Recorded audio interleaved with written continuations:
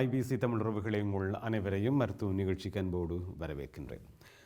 மருத்துவ நிகழ்ச்சியினூடாக பல வைத்தியத்துறை சார்ந்த நிபுணர்களை இங்கே அழைத்து எங்கள் மக்களுக்கான வைத்தியத்துறை சம்பந்தமாக அல்லது வைத்தியம் சம்பந்தமாக அல்லது நோய் சம்பந்தமான அறிவுறுத்தல்களை வழங்கி வருகின்ற ஒரு நிகழ்ச்சியாக இதை நாங்கள் பார்க்கிறோம். இந்த நிகழ்ச்சியினூடாக எந்த ஒரு சிகிச்சையும் வழங்கப்படுவதில்லை. ஆனால் சிகிச்சைக்கான முன்னேற்பாடுகள், அதற்கான முஸ்தீவுகளை நீங்கள் எடுத்துக்கொள்வதற்கான ஒரு அடிப்படை விளக்கத்திலிருந்து உச்சமானவரை எங்களால் எவ்வளவு முடியுமோ அவ்வளவு தூரம் நாங்கள் குறிப்பாக பார்க்க போனால் பிரித்தானியாவை மையப்படுத்தியும் ஏனைய பிற சர்வதேச நாடுகளில் இருந்தும் அது தாயகம் உள்ளடங்கலாக எங்களது வைத்தியத்துறை சார்ந்த நிபுணர்களை, குறிப்பாக தமிழ் நிபுணர்களை அழைத்து நாங்கள் இதனூடாக உங்களுக்கு இந்த நிகழ்ச்சியை படித்துக் கொண்டிருக்கிறோம். இந்த நிகழ்ச்சியினூடாக குறிப்பாக பிரித்தானியா மாத்திரமல்ல ஏனைய பிற நாடுகளில் வாழ்ந்து கொண்டிருப்பவர்களுக்கும் அது ஒரு பெரிய விடயமாக அல்லது ஒரு மிகவும் அறிவுறுத்தல்கள் அதிகமாக அல்லது தகவல்கள் அதிகமாக உள்ளடங்கிய ஒரு விடயமாக இதை நாங்கள் பார்க்க முடியும்.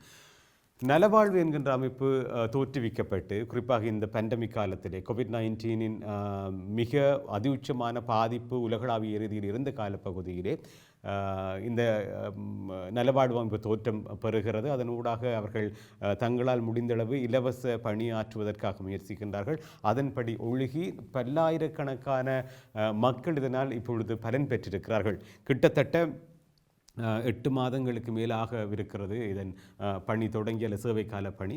இதற்குள் பல வைத்திய நிபுணர்கள், சிறப்பு தேர்ச்சி பெற்ற வைத்திய நிபுணர்கள் என்று சொல்லி யாழ் பல்கலைக்கழகத்தில் கல்வி கற்று புலம்பெயர்ந்து வந்திருக்கின்ற பழைய மாணவர்களாக இருந்த வைத்தியர்கள் அத்துணை பேரும் இதற்குள்ளே இருந்து உங்களுக்கான சேவைகளை அல்லது உங்களுக்கான தேவைகளை அவர்கள் தந்து கொண்டிருப்பது ஒரு மிக முக்கியமான பெருமை தரும் விடயமாக இருக்கிறது.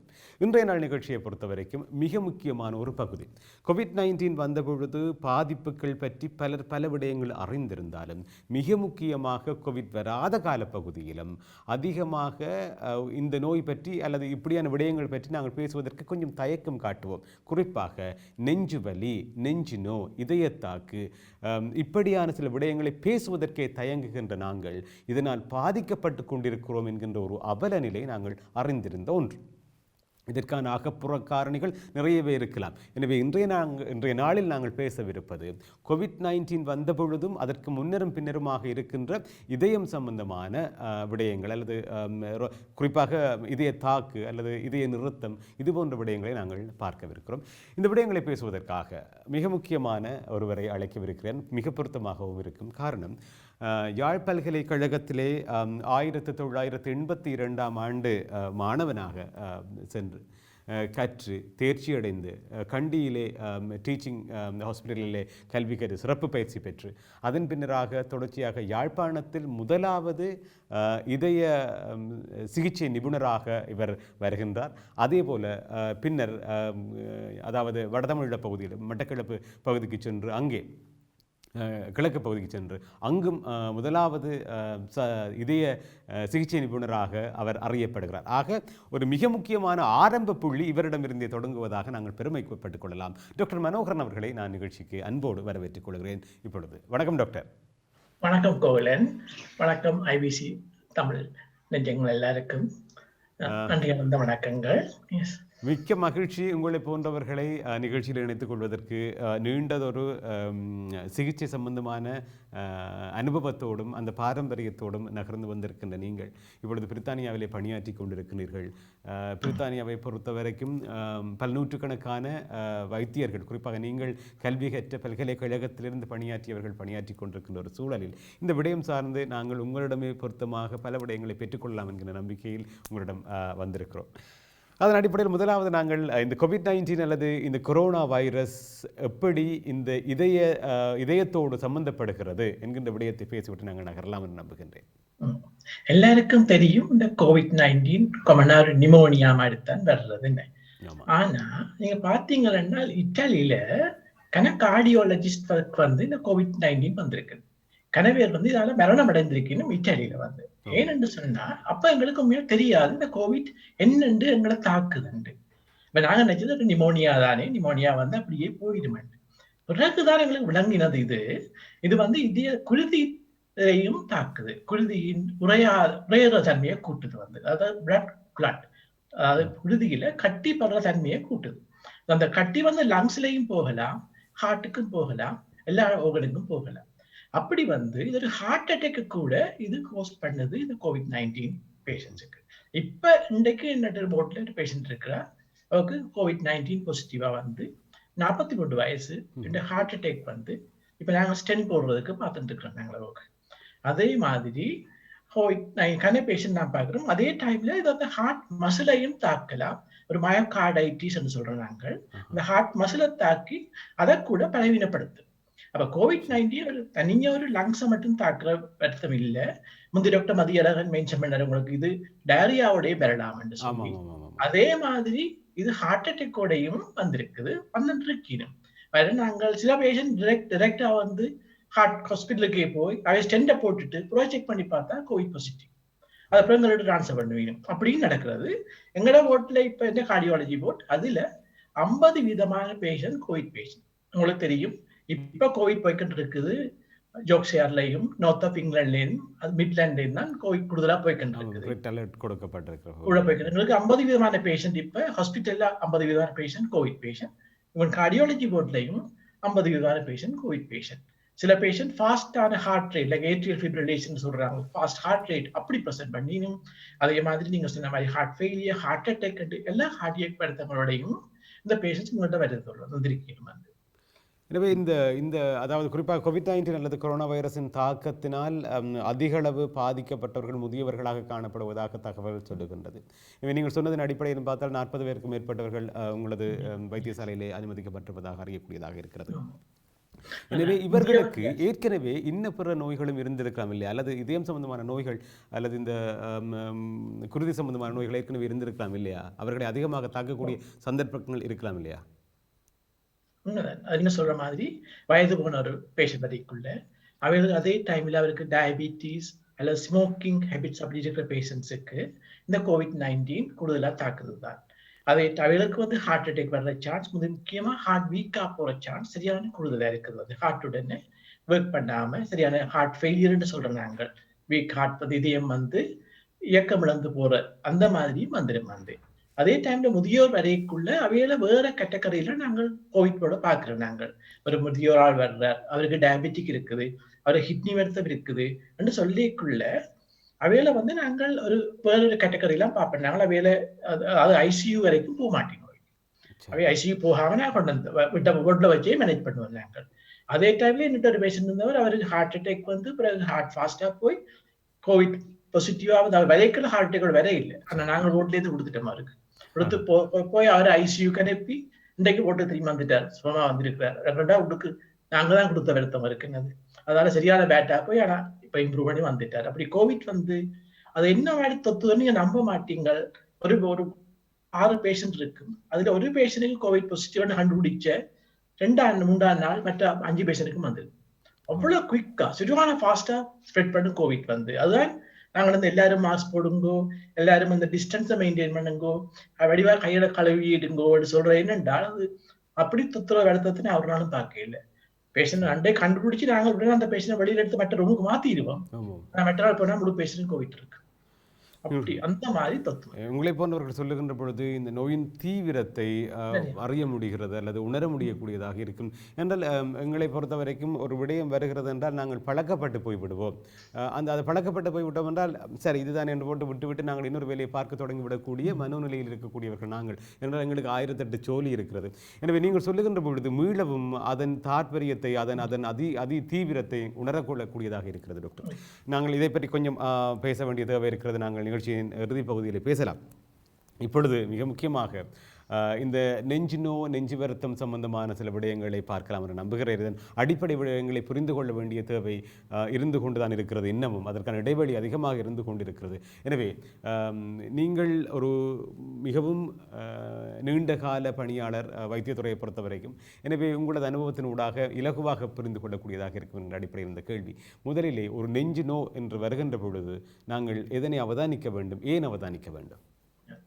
நெஞ்சு நோ வந்து சாதாரணமான கொமனான வருத்தம். எல்லாருக்கும் ஏதோ நெஞ்சு நோய் இருந்தா இருக்கு, எங்கேயாவது நோகம் வந்து முக்கியமா இது ஹார்ட்ல இருந்து வருதா என்றதுதான் முக்கியம் வந்து. அதுல வந்து 2 டைப் இருக்குது. ஒன்று வந்து நாங்கள் பயப்படுறது ஹார்ட் அட்டாக்கா இல்லையான்றது. ஹார்ட் அட்டாக் என்ற வருத்தம் வந்து முதலாவது அந்த நெஞ்சு நோ, அத நல்ல தமிழ்ல என்று சொன்னா நெஞ்சு உளைவு அல்லது இந்த மார்படைப்புன்னு சொல்றோம் நாங்கள். அந்த மாதிரி ஒரு வித்தியாசமான ஒரு நோய் உண்டு. அத புத்தகத்திலேயே எழுத இயலாது. ஒவ்வொருத்தருக்கும் வித்தியாசமான நோய் அது. ஆனா அது சொல்லிக்குள்ள சொல்லிவிடும். அந்த சில பேர் சொல்லிவிடும். இங்க இவன் வெள்ளையாக்களும் சொல்லுவாங்க, யானை வந்து நின்ற மாதிரி இருந்தான், ஏறி நின்ற மாதிரி இருந்தான்னு சொல்லிவிடும். சரி, அந்த எலிஃபென்ட் வாஸ் ஜஸ்ட் அந்த மாதிரி ஒரு யானை வந்து நிக்குது. அதே மாதிரி இதே இது ஊர்லயும் பாவிச்சிருக்கீங்க.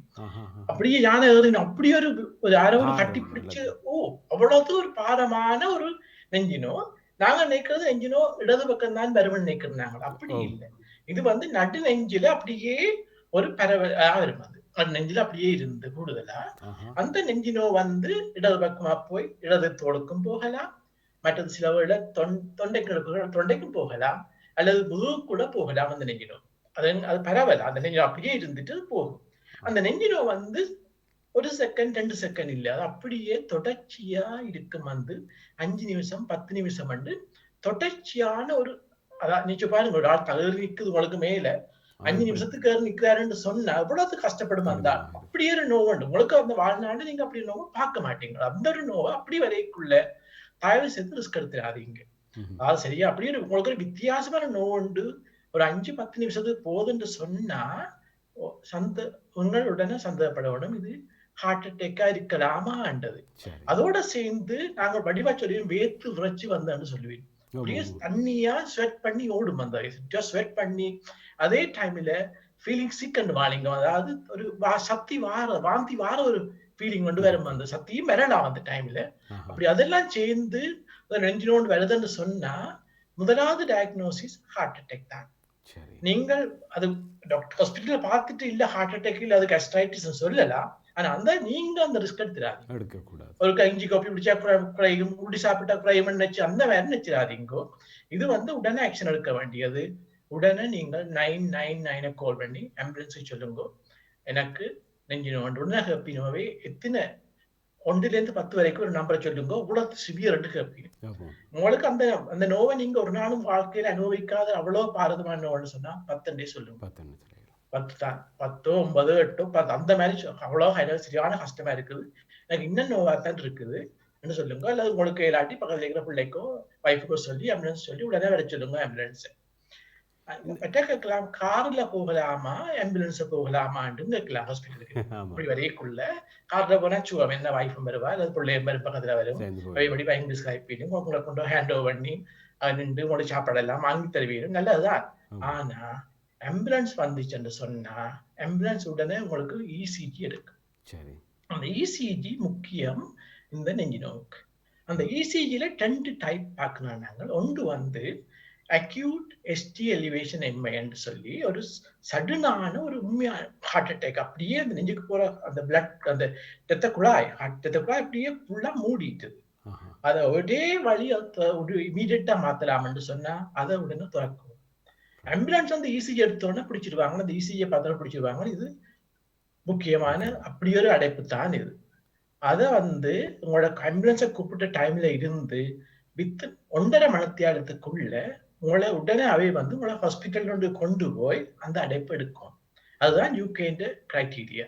உங்களை நீங்க ஆம்புலன்ஸ் என்ன டைம் கூப்பிட்டீங்களோ அதுல இருந்து 1.5 மணித்தியாலத்துக்குள்ள உங்களோட அந்த மெயின் ஹாஸ்பிட்டலுக்கு, அதுதான் நாங்க நினைக்கிறது பக்கத்துல நீங்கள் இப்ப உங்களுக்கு நியூஹாம் ஹாஸ்பிட்டல் பக்கத்துல இருக்கு, நாங்க போனா பாப்பாங்க நினைப்பீங்க. ஆனா நியூஹாம் ஹாஸ்பிட்டல செய்யலாம், இது வந்து பார்ட்ஸ்ல செய்யலாம். அதே மாதிரி உங்களோட ஏரியால இருக்கிற ஒவ்வொரு ஹாஸ்பிட்டல் பெரிய ஹாஸ்பிட்டல்ல மட்டும்தான் இது செய்யலாம். எங்களுக்குண்டா நாங்க லீட்ஸுக்கு போகணும் இல்ல ஷெஃபீல்டுக்கு போகணும். அப்படி அப்ப ஆம்புலன்ஸ் வந்து உங்களை அங்க டைரக்டா கொண்டு போகணும். கொண்டு போனா உங்களை உடனேயே அந்த ஆஞ்சியோகிராம் செய்யறதுக்கு கொண்டு போய் அந்த அடைப்புடன் எடுத்துருவீங்க. அப்படி 1.5 மணித்தியாலத்துக்குள்ள கடைசி ஒரு 3 மணித்தியாலத்துக்குள்ள அந்த அடைப்பு எடுத்துட்டீங்க என்றால் உங்களோட ஹார்ட் டேமேஜ் பண்ற வீதம் சரியா குறைச்சிடும். ஹார்ட் வந்து நார்மலாவே பழையபடி ஃபங்க்ஷன் பண்ண தொடங்கிடும். ஆனா அதை நாங்க விட்டுட்டோமோ பிறகு இந்த ஹார்ட் அப்படியே வீக்கா போயிடும். அதுக்கு பிறகு ஹார்ட்டுக்கு போற பிளட் சப்ளை குறைஞ்சா அந்த இடம் அப்படி டெட்டா போயிடும். பிறகு 6 மணித்தியாலத்துக்கு பிறகு அது டூ லேட். அப்ப அந்த டைம் உடனே ஆம்புலன்ஸை கால் பண்ணுங்க, உடனே ஹாஸ்பிட்டலுக்குள்ள வாங்கும். மிக மிக மிக ஒரு தெளிவான ஒரு விளக்கம் டாக்டர். இந்த நேரத்தில் இன்னொரு கேள்வி, இது பொதுவாக ஒரு சிறுபிள்ளைத்தனமான கேள்வியாக இருந்தாலும் ஆனால் இது புரிந்து கொள்வதற்கான ஒரு கேள்வியாகப்படுகிறது. சிலருக்கு இது முதலாவது ஹார்ட் அட்டாக் அல்லது இரண்டாவது ஹார்ட் அட்டாக், இது மூன்றாவது ஹார்ட் அட்டாக், இப்போ வந்து நாலாவது, அதோட சரியாக கஷ்டமாக போச்சு என்று சொல்லக்கூடிய சொற்பதங்கள் இருக்கிறது. எனவே இதை எப்படி அளவிடுகிறார்கள், இதை எப்படி புரிந்து கொள்ளுகிறார்கள், உணர்ந்து கொள்ளுகிறார்கள்? இல்ல முதலாவது எப்படியோ அவைக்கு டயக்னோசிஸ் முதல்ல வந்து ஹாஸ்பிட்டலுக்கு போயிருப்பினும் அதுக்கான ஏதோ செய்வற்றிருக்கும் அவைக்கு அதை என்னன்னு சொல்லிடுவோம். முதலாவது ஹார்ட் அட்டாக், ரெண்டாவது ஹார்ட் அட்டாக் கண்டு. ஆனா ஒரே ஒரு அட்வான்டேஜ், இந்த முதல் ஹார்ட் அட்டாக் வந்த ஆட்களுக்கு அவையில் உடனே உணர்ந்துருவினும் தங்களுக்கு நெஞ்சிலிருந்து அந்த வருத்தம் வருது. பழைய மாதிரியே அந்த நோய் வரைக்குள்ள அவை அதை உணர்ந்துருவினும். ஆனா இப்ப எனக்கு வந்து உங்களுக்கு வந்தா தான் பிரச்சனை, எங்களுக்கு ஒரு நாள் ஹார்ட் அட்டாக் வரையில. இப்ப நாங்க நினைப்போம் ஐயோ இது வேற ஏதோ, நான் என்ன நினைப்பேன் இது கெஸ்ட்ரைட்டிஸோ அப்படி அந்த மாதிரி நாங்களே தேத்த பார்ப்போம் இது ஹார்ட் இல்ல என்று சொல்லி அந்த ரிஸ்க் எடுக்காம முதலாவது. மற்றது ரெண்டாவது மூன்றாவது ஹார்ட் அட்டாக் வரைக்குள்ள அது இந்த ஹார்ட் வந்து அந்த அடைப்பு எடுக்க ஹார்ட் இன்னும் வீக்கா வந்து இருக்குது. அதான் முக்கியம். ஆனா இங்க வந்து அப்படி இல்லை. நான் சொன்ன மாதிரி இப்ப அந்த உடனே 1.5 மணி நேரத்துக்குள்ளேயே கொண்டு போய் அடைப்பு எடுத்திருந்தா ஹார்ட் நோவலா தான் இருக்குது. அப்ப ரெண்டாவது வரைக்குள்ள போனாலும் அப்படியே போனா உடனே ஹார்ட் நோவலுக்கு வந்து திரும்ப ஒரே ஆட்கள் டயபெட்டிக் பேஷண்ட்ஸுக்கு வந்து இந்த நெஞ்சு நோய் பெருசா வர்ற இல்லை. ஏனென்றா அவைக்கு நோ உணர்வு தன்மை சரியான குறைவு. இப்ப டயபெட்டிக் ஆட்களுக்கு வந்து ஒரு வித்தியாசமான ஃபீலிங் கொண்டிருக்கும். சில வேளை இட்டு முட்டா இருக்கலாம், நல்லா வேத்து கொட்டும், சக்தி வர்ற மாதிரி இருக்கும். வந்து அப்படிப்பட்ட டைம்லையும் நீங்க ரிஸ்க் எடுக்காதீங்க, ஆம்புலன்ஸை கால் பண்ணுங்க. ஆம்புலன்ஸ் வந்து டிசைட் பண்ணும் உங்களை என்ன செய்யறேன்னு சொல்லி உடனே ஆஞ்சியோகிராம் செய்யலாம். இல்லை உங்களை ஹாஸ்பிட்டலுக்கு கொண்டு போய் உங்களை ஹாஸ்பிட்டலில் பிளட் தான் செய்து ஹாஸ்பிட்டலில் வச்சிருந்தும் ஆஞ்சியோகிராமுக்கு அனுப்பிவிடும். அது வேற. ஸோ இன்னொரு டைப் இருக்குது ஹார்ட் அட்டாக், உடனே கொண்டு போக தேவையில்லை. அவையில ஒரு 48 மணி நேரத்துக்குள்ளேயே அதை செய்யலாம். அப்படியும் அதை ஆம்புலன்ஸே டிசைட் பண்ணும். நீங்களா டிசைட் பண்ணி விட்டுறாதீங்க. நீங்க ஹாஸ்பிட்டலுக்கு போனீங்கன்னா எப்படியும் இந்த வெயிட்டிங் டைம் எல்லாம் பாஸ் பண்ண 6 மணி நேரம் நீங்கள் ஏனிக்குள்ள போக போறீங்க. அதோட அது சரியான டேட், அது அப்படி செய்ய வேண்டாம். சரி, இந்த நேரத்தில் இன்னொரு கேள்வி, குறிப்பாகவே இந்த வருத்தம் மாத்திரமல்ல, ஒரு ஆக்சிடென்ட்ல ஒரு காயத்தில் குருதிப்படுகின்ற இல்லை ரத்தம் வருகின்ற பொழுதெல்லாம் முதல் இதை செய்வதற்கு தாங்கள் தயார்படுத்திக் கொள்வார்கள் அல்லது அருகிருப்பவர்கள் செய்வதற்கு தயாராகுவார்கள். எனவே இந்த இதயத்தாக்கு அல்லது இதய துடிப்பு, இதயம் சம்பந்தமான நெஞ்சினோவு சம்பந்தமான வருத்தங்கள் வருகின்ற பொழுது எப்படியான முதலுதவிகள் உடனடியாக செய்ய முடியும்? உடனடியா வந்து அவையில ஆசுவாசப்படுத்தோடு நாங்கள் இப்ப எனக்கு தெரியும், உங்களுக்கு என்ன பார்த்தீங்கன்னா ஹார்ட் அட்டாக் வந்துட்டேன்னு சொன்னா உடனே ஆம்புலன்ஸை கால் பண்ணிடணும். ஆம்புலன்ஸை கால் பண்ணி போட்டு ஆம்புலன்ஸ் வரும் வரைக்கும் அவரோட இருந்து ஆசுவாசப்படுத்தியாண்டு ஆஸ்பிரின் டேப்லெட் இருக்கு வேண்டாம். அதாவது வீட்டில் ஆஸ்பிரின் எடுக்க இருக்குன்னு சொன்னால் ஆஸ்பிரின் நாங்கள் 300 மணிக்கு கொடுக்கலாம். இல்லாட்டி ஆம்புலன்ஸ் வர மட்டும் வெயிட் பண்ணுவோம். பாராசிட்டமால் அல்லது அது ஹார்ட் நோ வந்து இதுக்கு குறையாது. அதான் நாங்க சொல்றது, இது கொலஸ்ட்ரால் போட்டாலும் குறையாது. சரிதானே? ஆனா ஆஸ்பிரினுக்கு அல்லது கூட வீட்டு யாராவது இந்த ஜிடிஎன் ஸ்ப்ரே எடுக்கிறார்கள் இருந்தா அந்த ஸ்ப்ரேயை பாவிக்கலாம். ஆனா உண்மையா நீங்கள் அவரை ஆசுவாசப்படுத்தி அவரை ஒரு ரெஸ்ட் பண்ண வச்சிருந்து ஆம்புலன்ஸ் வர முடியும் வெயிட் பண்ணுங்க. சொல்லுங்க. அந்த முதல்ல முக்கியமான பிரச்சனை என்னன்னா, சில வேளை கார்டியாக் அரெஸ்ட், இந்த ஹார்ட் வந்து நிக்கலாம் அல்லது ஃபாஸ்டா போகலாம் ஹார்ட் அட்டாக் வந்த உடனே. அது உடனே நீங்க பார்த்துட்டு இருக்கோம், ஆள் டக்குனு பல்ஸ் வீக்கா வருதா, அவர் அன்கான்சியஸா போறாரா, சுற்றுவான பெயின்ல போயிட்டு அப்படியே ஒரு சத்தம் இல்லாம போயிடுவீங்க, அது கார்டியாக் அரெஸ்ட் தான். அவன் இப்ப ஆளை கூப்பிட்டு பாருங்கோ, ஆளை இது பண்ணி ஆசுவாசப்படுத்தி பாருங்கோ, ஒரு சத்தம் ஒன்றும் இல்லைன்னு சொன்னா கார்டியாக் அரெஸ்ட் தான். உடனே அவருக்கு அந்த கார்டியாக் மசாஜ் ஸ்டார்ட் பண்ணணும். ஆனா நான் உங்களுக்கு சொல்ல விரும்புறேன், யூகேல வந்து எங்களுக்கு எப்படி கார்டியாக் அரெஸ்ட் வந்து வார பேஷண்ட்ஸுக்கு 10% குறைவான பேஷண்ட்ஸுக்கு தான் cardiac massage bystander cardiac massage 10 cardiac massage start பண்றது 10% குறைஞ்ச ஆக்கள் தான் தொடங்குது. அதாவது சரியான எங்களோட டெத் ரேட் வந்து சரியான கூட வந்து யூகேல வந்து. ஆனா இதே நீங்கள் நோவே அப்படி ஸ்கandinavian கண்ட்ரியை பார்த்தீங்க என்று சொன்னால் 90% பேஷண்ட்ஸுக்கு அவங்க கார்டியாக் மசாஜ் செய்துதான் கொண்டு வராங்க. ஏனென்று நாங்கள் பார்த்துட்டு போய்க்குள்ள தான் தெரியுது, அங்க வந்து ஸ்கூல் பிள்ளைகளுக்கு இது படிப்பு விடுது. இந்த சிபிஆர் என்று சொல்ற அந்த கார்டியாக் மசாஜ் செய்யறத ஸ்கூல் பிள்ளைகளுக்கு டீச் பண்ணி அந்த லெவல்லேயே அவை செய்யணும். அந்த லெவல்லேயே அவங்களுக்கு தெரியும், வந்து எல்லா வீட்லயும் அந்த பிள்ளைக்கு செய்யலாம். அதே மாதிரி பிள்ளையும் வளர்ந்து பெரிய ஆளா வந்தா அந்த பிள்ளைக்கு தெரியும் என்ன செய்யணும். இப்பதான் நாங்க இங்க கஷ்டப்பட்டு இங்கத்தே எஜுகேஷன் அக்செப்ட் பண்ணி இருக்குது. பிள்ளைகளுக்கு நாங்க சிபிஆர் படிப்பிக்கத்தான் வேணும் என்று சொல்லி இப்போ அல்லது அதாவது இது ஒரு முயற்சியாக அல்லது என்ஹெச்எஸ்னூடாக கொடுக்கப்படுகின்ற உங்களை போன்றவர் கொடுக்கப்படுகின்ற அடுத்ததனூடாக அது முயற்சிக்கலாம். ஆனால் இன்னொரு கேள்வி இருக்கிறது. குறிப்பாக சமூக வலைத்தளங்களிலே பகிரப்படுகின்ற புகைப்படங்கள் அல்லது செய்முறைகளினூடாக சிலர் முயற்சிக்கின்றார்கள். திரைப்படங்களிலே பார்த்த முறைகளினூடாக சிலர் செய்ய தலைப்படுகிறார்கள். அது சரியான முறைதானா என்ன? நான் பிள்ளைன்னு சொல்லலாம். ஒன்றும் செய்யாமல் இருக்கிறத விட செய்ய வலிக்கிடலாம். ஆனா உங்களுக்கு செய்யக்குள்ள உங்களுக்கு அதை பற்றி அறிவு இருக்கிறது நல்லதுன்றது நான் நினைக்கிறேன். நான் அப்ப ஆஸ்போ ஹெல்ப் பண்ண சொல்றாங்களா பக்கத்துல அதாவது குளிரான பேஷண்ட் நான் பார்த்த பேஷண்ட் இதை பக்கத்து விட்டு நர்ஸ் இருந்திருக்கும், அது போய் சிபிஆர் ஸ்டார்ட் பண்ணியிருக்கும். ஒரே ஒரு பேஷனுக்கு லக் பை சான்ஸா ஆம்புலன்ஸே பக்கத்துல நின்றது. ஆம்புலன்ஸ் விட்டு ஆம்புலன்ஸோட விட்டு வந்து நின்றவர் அவருக்கு உள்ளுக்கு எல்லாம் கெஜெட் இல்லாம இருந்து எல்லாம் கொண்டு வந்து பேஷண்ட்டை வந்து ரிசர்ச்சே பண்ணிட்டாரு, வந்து ஷாக் கொடுத்துட்டாரு வந்து. அப்படி அது உங்களுக்கு லக்குன்னு தான் சொல்லணும். அப்படி இருக்கு அது அதே டைம் அது அல்லது வந்து கூடுதலானதுக்கு வந்து உங்களுக்கு அந்த சிபிஆர் நாங்க கொடுக்கலாம். நான் இப்ப இதுல வச்சு சொல்ல விரும்பல, சிபிஆர் சொல்ல விரும்பல. ஆனா நல்வாழ்வு நாங்கள் செய்யறோம், நாங்கள் சிபிஆர் ப்ரோக்ராம் செய்யறோம். நாங்கள் டாக்டர் சத்யலிங்கம் தான் எங்களோட இது வந்து இதுக்கு ஆர்கனைசர். விருப்பம் என்று சொன்னா நாங்கள் உங்களை ஐபிசிக்குள்ளாலேயே அதில் ஸ்டார்ட் பண்ணலாம். நாங்கள் எல்லாருக்கும் அதை பற்றி இப்படித்தான் செய்யணும்ன்றதை நாங்க அதுக்கு செய்ய நாங்கள் ரெடியா இருக்கோம். நிச்சயமாக நீங்கள் இங்கு வரக்கூடிய சந்தர்ப்பங்கள் வருகின்ற பொழுது நாங்கள் நேரடியாக அதனை செய்வதற்கான ஒரு முயற்சியை செய்யலாம். ஆல்ரெடி டாக்டர் அஞ்சதயாளனும் டாக்டர் வேட்பிள்ளையும் ஒருக்கா ஐபிசி செய்து காட்டினவை உங்களை ஞாபகம் செய்யறதை பற்றி. அதே மாதிரி செய்யலாம். எங்கள்கிட்ட இருக்கணும் அந்த அனஸ்தட்டிஸ்டே எங்கள்கிட்ட 5 பேர்கிட்ட இருக்கணும். அதன் தேவை இருக்கிறது அவ்வளவு தூரம் இப்பொழுது நிச்சயமா தேவை இருக்குது. சொல்றேன் யூகே ஐசி யூகேக்கே 10 வீதத்துக்குள்ளதான் செய்ய தெரியுது என்று சொன்னா நிச்சயமாக மருத்துவ நிகழ்ச்சி நலவாழ்வு என்கின்ற அமைப்பின் அனுசரணையோடு தொடர்ச்சியாக நடைபெற்றுக் கொண்டிருக்கிறது. யாழ் பல்கலைக்கழகத்திலே கல்வி கற்று வெளியேறி பிரித்தானியாவிலே பணியாற்றி கொண்டிருக்கின்ற வைத்தியர் குழாம் இணைந்து நலவாழ்வு என்கின்ற அமைப்பினூடாக புலம்பெயர் தேசத்தில் குறிப்பாக பிரித்தானியாவில் இருக்கின்ற மக்களுக்கு இலவச சேவையினை வழங்கி கொண்டிருக்கின்றார்கள். இந்த சேவை என்பது அத்தியாவசிய சேவைகளோடு இப்பொழுது நகர்ந்து கொண்டிருக்கிறது. இதில் குறிப்பாக ஒருவரை வழிப்படுத்துதல் அல்லது அவருக்கான ஆலோசனை வழங்குதல், மனிதவள குறிப்பாக மனோநிலை பிரச்சனைகள் அல்லது மன அழுத்த பிரச்சனைகள் இருப்பின், நாட்பட்ட வருத்தங்கள் இருப்பின், அன்றாட சாதாரணமாக நாங்கள் அறிந்து கொண்டிருக்கின்ற உடலியல் பிரச்சனைகள் இருப்பின் அதற்கான அறிவுரைகளை அல்லது அது சம்பந்தமான தேடல்களுக்கான விடைகளை நீங்கள் அவர்களிடமிருந்து பெற்றுக்கொள்ளலாம். காலை 8 மணியிலிருந்து இரவு 8 மணி வரையும் அவர்களது இலவச சேவை இருக்கும். பிரித்தானியாவில் இருக்கின்ற நடைமுறை என்று பார்த்தோமானால் ஒரு ஜிபி அல்லது உங்களது குடும்ப வைத்தியரிடம் சென்றால் 10 நிமிடம் மாத்திரமே உங்களது பிரச்சனைகளை நீங்கள் பேச முடியும். சிலருக்கு அந்த 10 நிமிடம் தேவைப்படாது, ஆனால் சிலருக்கு அதை விட நேரம் தேவைப்படும். எனவே என்னை போன்றவர்கள் எல்லாம் கொஞ்சம் கூட நேரம் தான் கேட்போம், அவ்வளவு தூர விளக்கம் இருக்காது. இதை விட அதிகமானவர்கள் இங்கே இருந்து கொண்டே இருக்கின்றார்கள், அவர்களுக்கு அதிக விளக்கம் தேவை என்று சொன்னால் நீண்ட நேரம் கதைக்க வேணும். ஆனால் இங்கே அவ்வளவு வசதிகள் இல்லை, மிக நெருக்கடியான ஒரு சூழல். என்ஹெச்எஸ்ஸின் ஊடாக அவ்வளவு தூரம் நாங்கள் இலவசமாக எங்களுக்கு இருக்கின்ற மொழி அறிவின் ஊடாக நாங்கள் பெற்றுக்கொண்டு விட முடியாது. ஆகவே தமிழிலே பேசி தமிழிலே விளக்கங்களை பெற்றுக்கொள்ளக்கூடிய நீண்ட நேரம் உரையாடக்கூடிய வளவாளர்களை குறிப்பாக வைத்தியர்களை நலவாழ்வு அமைப்பு கொண்டிருக்கிறது.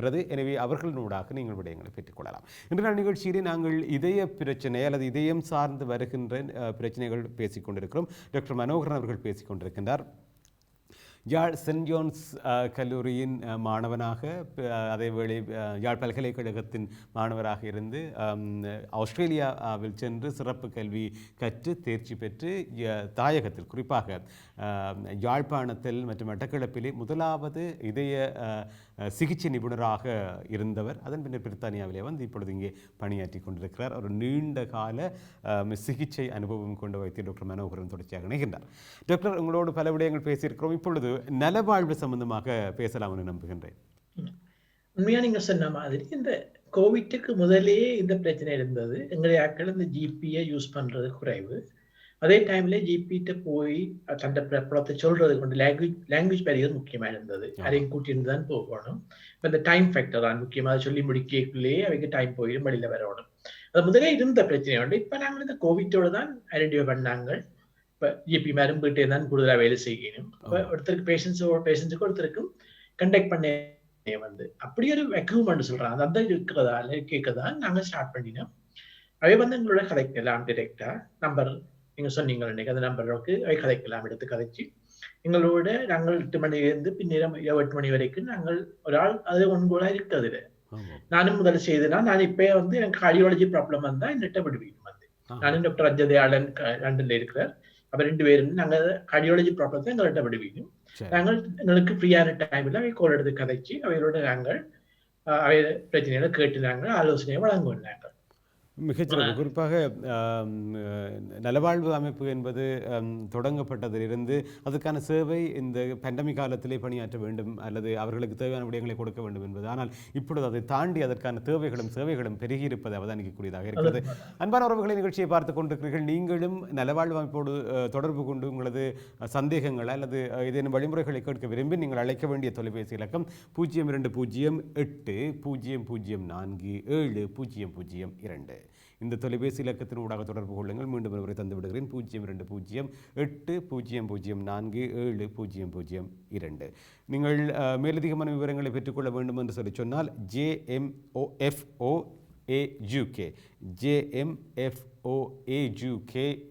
எனப்படுகின்ற இணையதளத்தின் ஊடாகவும் நீங்கள் இந்த விவரங்களை பெற்றுக்கொள்ள முடியும். அதனூடாக உங்களது சந்தேகங்களுக்கு வைத்தியர்கள் பதிலளிக்க காத்திருக்கிறார்கள். நல்லது டாக்டர், தொடர்ச்சியாக நாங்கள் நலவாழ்வு பற்றி பேசியிருக்கிறோம், நலவாழ்வுக்காக பேசிக்கொண்டிருக்கிறோம். எனவே இந்த சிகிச்சை முறைகளை பற்றி இப்பொழுது பேசலாம் என்று நம்புகிறேன். குறிப்பாக இந்த சிகிச்சை முறைகள் என்பது இப்பொழுது அதிஉச்ச தொழில்நுட்ப வளங்களோடு அதிஉச்ச பயிற்சிகளோடு சிகிச்சை முறைகள் வந்திருப்பதாக அறிய கிடக்கிறது. எனவே உங்களிடமிருந்து நான் அதனை ஆரம்பித்துக் கொள்ள முடியும் என நம்புகிறேன். இப்ப நாங்கள் இதய நோயை பற்றியே பார்ப்போம். நாங்கள் ஹார்ட் அட்டாக்ல பெரிய ஒரு ப்ராப்ளம் டாபிக் உண்டு. இதய நோய் வந்த ஒருத்தருக்கு என்னென்ன சிகிச்சை முறைகள் என்னென்ன டெஸ்டுவல் இன்வெஸ்டிகேஷன் இருக்குன்றதை பார்க்கணும். இப்ப அது ரெண்டு ஒன்று ஹார்ட் அட்டாக் வந்தாக்களுக்கு இது வந்தா பிறகு ஹார்ட் அட்டாக் வந்தா பிறகு நான் முதல் சொன்ன மாதிரி நீங்கள் அந்த அஞ்சியோகிராம் என்ற டெஸ்ட்டை வந்து செய்து பார்க்கணும். ஹார்ட்டுக்கு போற ரத்த குழாய்களுக்கு நாங்கள் டையை இன்ஜெக்ட் பண்ணி பார்க்கணும் நாங்கள் எங்க வந்து பிளாக் இருக்குன்னு சொல்லி. அப்படி சிக்னிபிகண்டா ஒரு பிளாக் இருக்குன்னு சொன்னா அதை நாங்கள் ஸ்டென்ட் என்று சொல்ற சின்ன ஒரு மெட்டல் ஒரு ஸ்ப்ரிங் உண்டு, அதை உள்ளுக்கு போட்டு பலூன்ல போட்டு நாங்கள் அகட்டி விட்டோம்னு சொன்னா அந்த பிளாக் எடுவட்ட போடும்.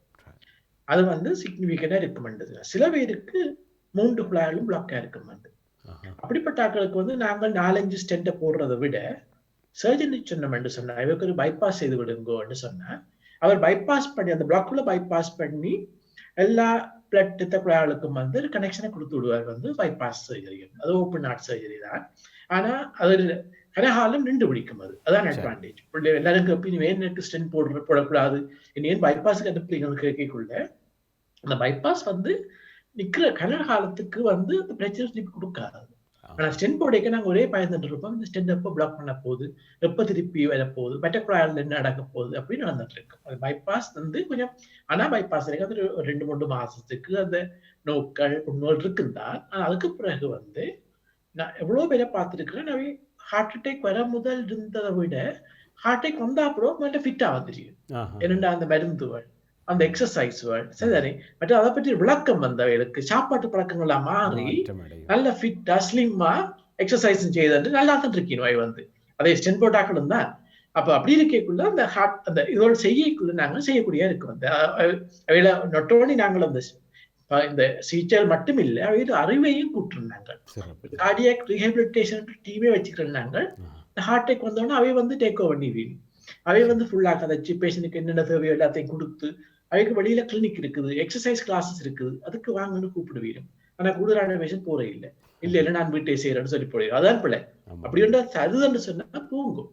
10 கிளாஸ் தான் வடிவா உங்களுக்கு ஹார்ட் பற்றி வடிவா படிப்பிச்சு உங்களுக்கு அதே டைம்ல வந்து அந்த அந்த எக்ஸசைஸ தங்களுக்கு முன்னுக்கு சூப்பர்வைசர்னு சொல்லி உங்களோட எக்ஸசைஸ் செய்யணும். உங்களை பார்த்துட்டு இருப்பீங்க. ஹார்ட் அட்டாக் வந்தா அப்புறம் மெல்ல மெல்லமா உங்களோட எக்ஸசைஸை கூட்டியாவே உங்களை நார்மல் லெவலே கொண்டு விட்டுருவீங்க. சார், இந்த இடத்துல நீங்கள் இந்த இரத்த குழாய்கள் சம்பந்தமாக பேசினீர்கள். குறிப்பாக இந்த தொகுதி பெருநாளங்கள் இருக்கின்ற இந்த இதயத்தை பொறுத்த வரைக்கும் ஏன் இந்த இரத்த குழாய்கள் அடைப்பு வருகிறது? குறிப்பாக பொதுவாக எங்களுக்கு தெரிந்தது கொழுப்பு அடைக்கப்படக்கூடிய சாத்தியக்கூறுகள் இருப்பதுன்னு சொல்லி கொலஸ்ட்ரால். எனவே இதை கொஞ்சம் விளக்கமாக சொல்லித்தாங்க. உண்மையிலே எனக்கும் உங்களுக்கு எல்லாருக்கும் கொலஸ்ட்ரால் படிவு இருக்குதான். 17 வயதுல இருந்து எங்களுக்கு இந்த படிவு ஸ்டார்ட் பண்ணிடுது. அது நாங்கள் நடக்கிறது தான் நடந்துட்டு இருக்கோம். இந்த ரத்த குழாயில மட்டும் இல்ல உடம்பு முழுக்க உள்ள குழாயிலையும் இந்த படிவு வரலாம். ஆனா எங்களோட பழக்க வழக்கங்களாலேயும் முக்கியமா சாப்பாடு விஷயம் மற்ற இந்த கொலஸ்ட்ரால் குடும்பத்திலே சில பேருக்கு இருக்கு. சில பேருக்கு ஹார்ட் அட்டாக் குடும்பத்திலே போராக்கள் இருக்கு. அப்பா ஹார்ட் அட்டாக் வந்தது, தாத்தா ஹார்ட் அட்டாக் வந்தது, இவைக்கும் ஹார்ட் அட்டாக் வர சான்ஸ் இருக்குதுன்னா இந்த கொலஸ்ட்ரால் பரம்பரை நோயாக இருப்பதால அல்லது இருக்குது. பரம்பரை நோயாக இந்த கொலஸ்ட்ராலே பரம்பரையா போய்கிட்டு இருக்கு. சரி, கொலஸ்ட்ரால் ஒரு காரணம், முக்கிய காரணம். அதுல அப்ப ஒரு 60 வயதுக்கு உட்பட்ட ஒரு ஆளுக்கு ஹார்ட் அட்டாக் விட்டு வந்திருந்தா மற்றாக்களுக்கும் ஹார்ட் அட்டாக் வர சான்ஸ் கூடு. அப்ப அவையில் கவனமா இருக்கணும் மற்றாக்களை விட வந்து. அப்ப அப்படிப்பட்ட ஆக்களை வந்து உடனே சிகரெட்டை தொடக்கூடாது. சிகரெட் ஸ்மோக்கிங் வந்து ஒரு முக்கியமான காரணி ஹார்ட் அட்டாக்குக்கும் கேன்சர் வர்றதுக்கும். மற்றது காலுக்கு புறத்தை குழாயில நிப்பாட்டி காட்டுக்கு அது கால் அம்பியூட்டேட் பண்றாங்க, காலை வெட்டி அகற்றுறோம் நாங்கள். அந்த அப்படிப்பட்ட மற்ற ஸ்ட்ரோக் வர்றது எல்லாத்துக்கும் சிகரெட் ஒரு காரணம்.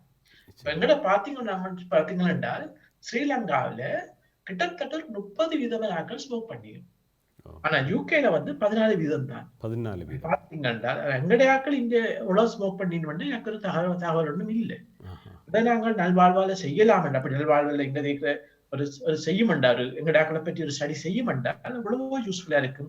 எத்தனை பேருக்கு டயபெட்டிக் இருக்குது, எத்தனை பேருக்கு எத்தனை பேருக்கு எத்தனை பேர் ஸ்மோக் பண்ணிடும், கொலஸ்ட்ரால் படுத்தங்கள் எவ்வளவு இருக்கு. அப்படி ஒரு கலவை எங்கட ஆக்களுக்கு, என்னோட ஸ்ரீலங்கன் தமிழ் ஆக்களுக்கு வந்து உலகத்துக்கு இருக்கின்ற ஒரு எடுத்தோம்னு சொன்னா அதை டார்கெட் பண்ணி ட்ரீட் பண்றது சோமா இருக்கும். அந்த நினைக்கிறேன்.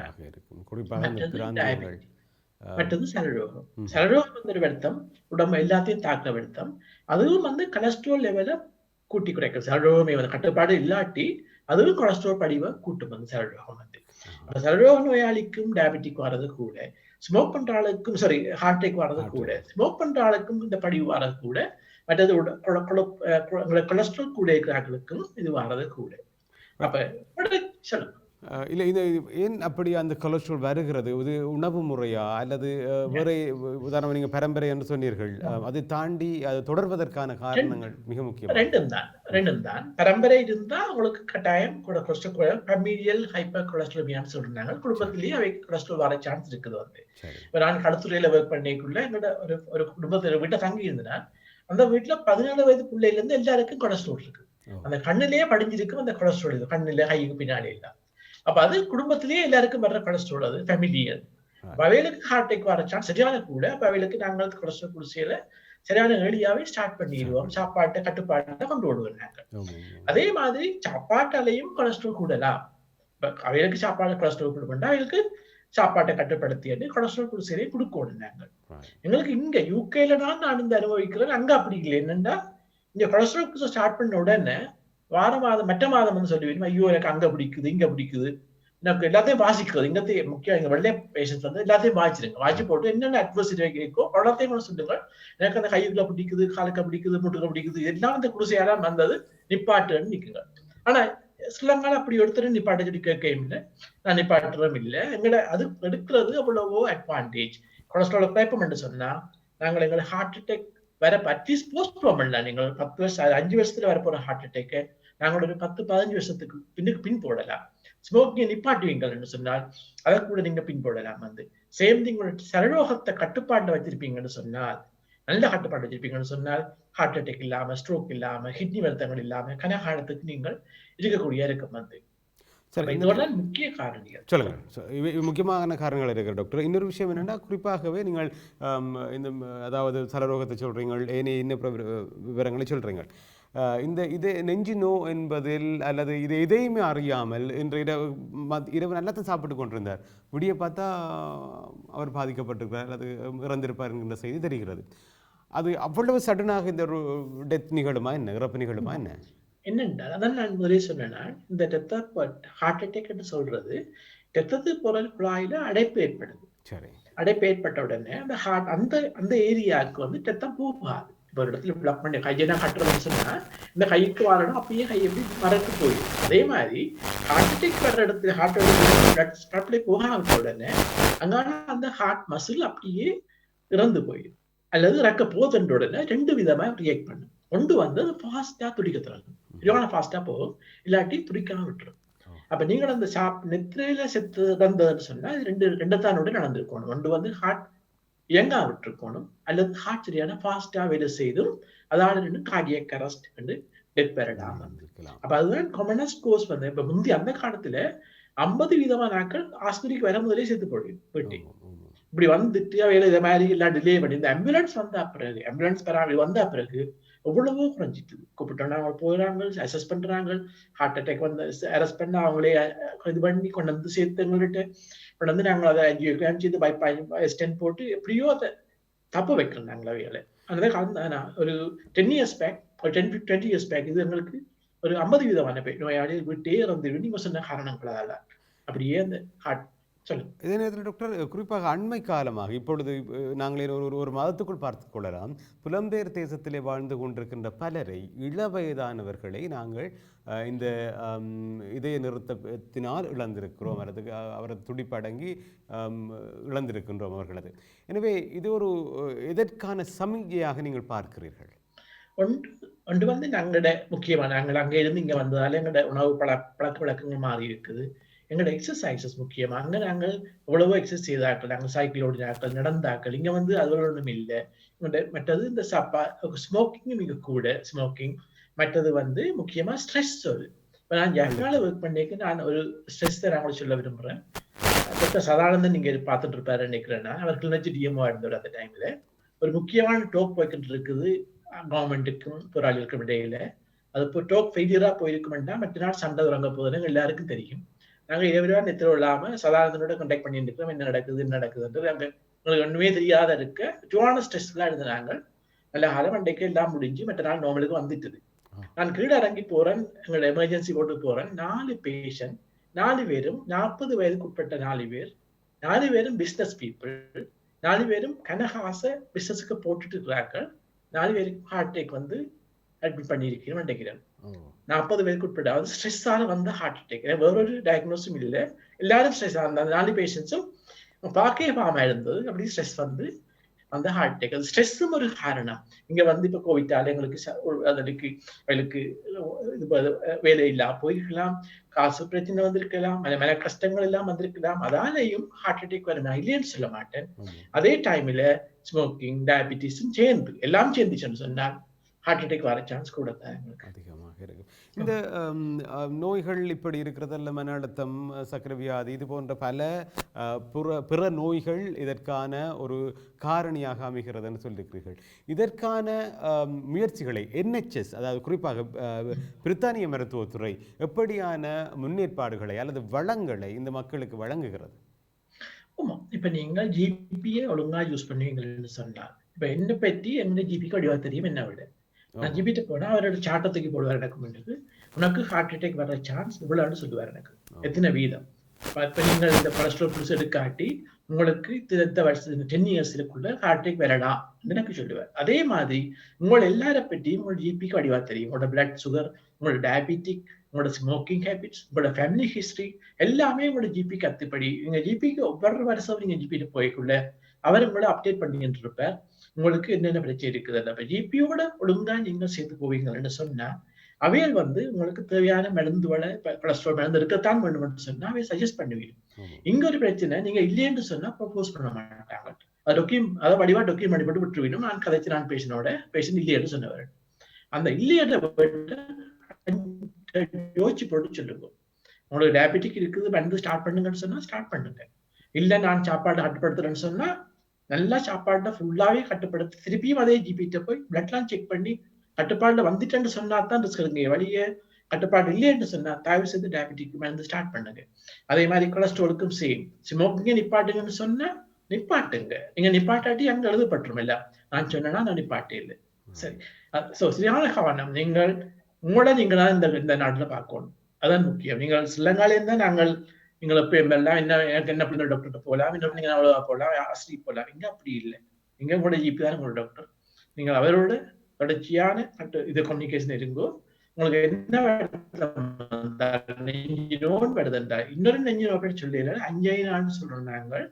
அது நடக்க ஏர்லி ஸ்டேஜ் ஆஃப் த ஹார்ட் அட்டாக்குள்ள ஃபாஸ்டா ஏதாவது மேல நடக்கிறீங்கன்னு சொன்னா அந்த டைம்ல நெஞ்சு அடைக்கிற மாதிரி இருக்கும். பிறகு நீங்க ரெஸ்ட் பண்ண குறைஞ்சிரு. அது வந்து ஹார்ட் சொல்லுது, எனக்கு ரத்தம் பத்தாது, எனக்கு வர்ற ரத்தம் பத்தாது, நீ என்ன பார்க்க விட்டேன்னு சொன்னா ஹார்ட் அட்டாக் வந்து சொல்லுது. அது வந்து நீங்க உங்களோட ஜிபியோட கதைச்சு போட்டு நீங்கள் எங்கள்கிட்ட கிளினிக்காக வரணும்.